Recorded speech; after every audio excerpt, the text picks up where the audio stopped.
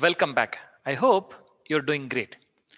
As a part of this lecture, we'll understand how the data is stored in Hive in denormalized way.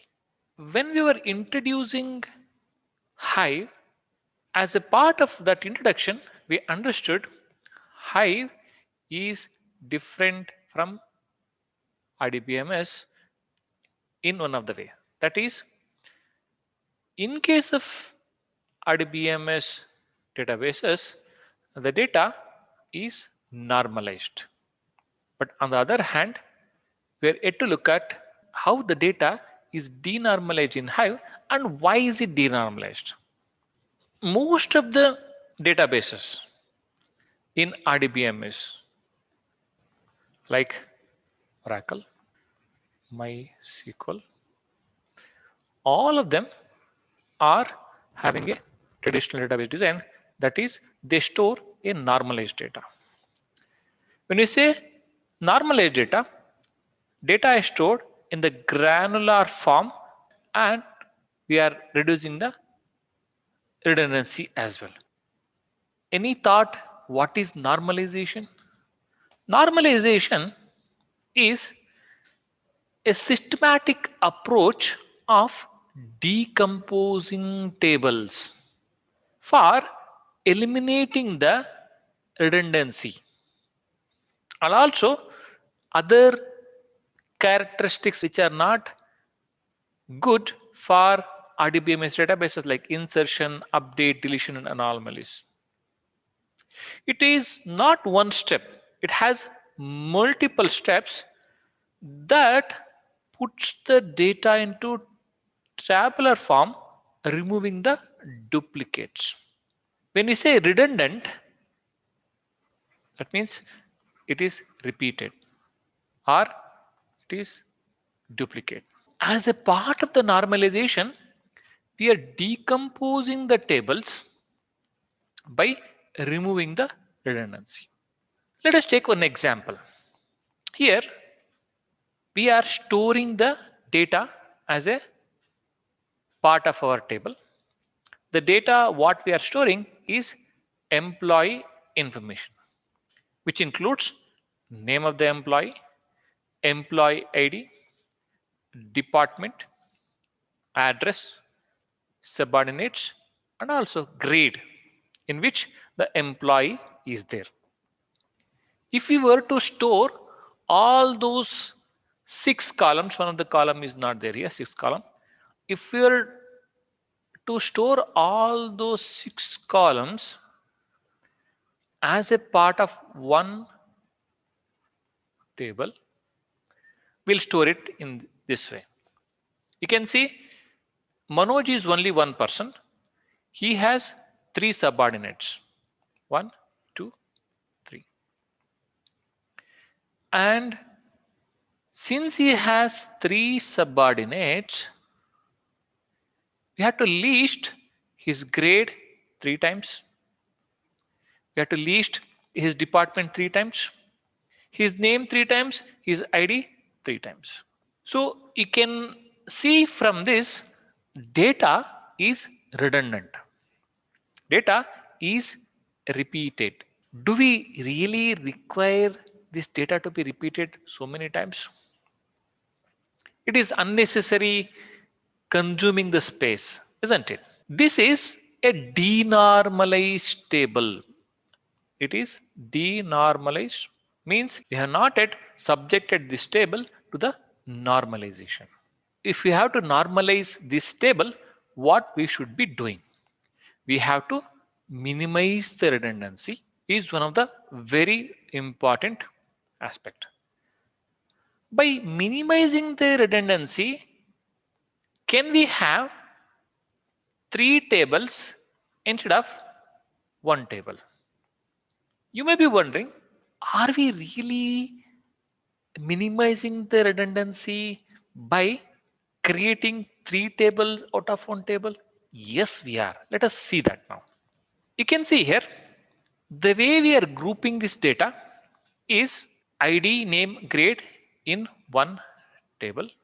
Another table, second table, only ID subordinates. The third table, ID and address. We can store those 6 columns in 3 tables.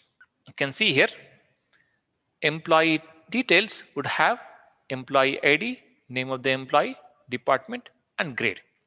Employee subordinates would have the ID and subordinate. Employee address would have the address of the employees and their address. Here, if you really observe, we are reducing the redundancy. You can see from this table, if you were to have address also, his address is A1, A1, A1. So except this column, all other columns are repeated. We are avoiding this repetition by splitting that, by decomposing that bigger table into smaller 3 tables. Here if you see, we are not repeating anything except the employee ID. That's it. All other things are unique here. So we are saving the space on storage. If we want to retrieve the data of an employee and its employee subordinates, what we can do is we can reference everything by a ID, because ID is the common column across all the 3 tables. And also we can see data is made more granular by splitting it across multiple tables. It is just a reiteration of what we have discussed. So this whole process of decomposing the bigger table into small table to remove the redundancy, that is what is called as normalization. Whenever we want to get the data, or whenever we want to do the analysis between the 2 tables, we can join them and do the analysis. So to summarize again, normalization minimizes the redundancy, optimizes the storage. What it means is it will try to store more amount of data in less space. It will have a foreign keys to ensure valid joins, because when we split the data, whenever we need to do the analysis between the 2 tables, we got to have foreign keys. It updates in one location, no duplication of the data. By this time, it is very clear what is normalization and how are we storing the data in all the RDBMS databases in a normalized way. Coming back to the Hive, how do we store the data in Hive? We are saying we store the data in Hive in a denormalized way. Why do we need to store the data in denormalized way in Hive? We'll discuss that. One of the very important aspects to store the data in Hive in a denormalized way, when we denormalize the data, data will be compressed into one table to read in a single operation. Why do we really need to read the data in a single operation? Because we are not dealing with the small amount of data here. We are storing lot of data, huge amount of data. Because disk space is very cheap, that is the reason we are storing the data as a part of the HDFS. Large amount of data is stored as a part of HDFS. There are no foreign key constraints. If you remember, while storing the data in HDFS, we are just dumping the data. We are not having any constraints. We specify the schema only on read. Mostly we have read operations, so there is no updates to the table as such. Considering all those aspects, if you store the data in one table at one place, what happens is it will optimize the number of disk seeks. What do you mean by number of disk seeks? you would have already known the hard disk will be somewhat similar to this. The data will be stored in a fragments like this. Now, if the data is stored in multiple tables, there may be a chance the data is there here, here, and here by taking the same example of 3 tables. If you want to read the data, you know the disk will be rotating and there will be a pin here. It has to locate the data in 3 places if the data is split into 3 tables. If it is one table, the disk seek will be only one. So if you store the data in one table, it optimizes the number of disks, means it will search for the data in less amount of time. That is the reason we are storing the data for an entity in one location as a part of the Hive, means as a part of the HDFS. We are not worried about the redundancy here, because when you have a data in at one place, obviously we need not do more number of joins. We would minimize the joins as much as possible. Let us take the same example and see how will we put these 3 tables into one table in such a way that we are denormalizing the data to help Hive get more done in less time. Here in this case,